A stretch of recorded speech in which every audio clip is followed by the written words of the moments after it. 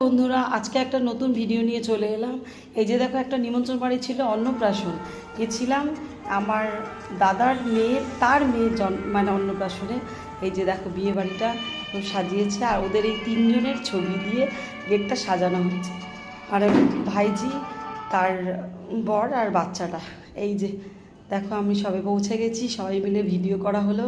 আর এই যে স্টার্টারে ছিল অনেক কিছু, কাবাব ছিল, কোল্ড ড্রিঙ্কস ছিল, আইসক্রিম ছিল, ফুচকা ছিল, অনেক কিছু ছিল। এই আমরা খেয়ে দিয়ে একটু স্টার্টার খাচ্ছিলাম, আর এই বসে বসে একটু আড্ডা হচ্ছিল। আমার দিদি, জামাইবাবু, দিদির মেয়ে, এই ছবি তুলছিলাম বসে বসে। আর পুরো এই ভিতরের অ্যাম্বিয়েন্সটা দেখো কি সুন্দর, খুব সুন্দর করে ছবি তোলা হয়েছে সবাই। আর সবাই স্টার্টার খাবার চলছিল। এই যে দেখো, খুব সুন্দর ভিতরের অ্যাম্বিয়েন্সটা।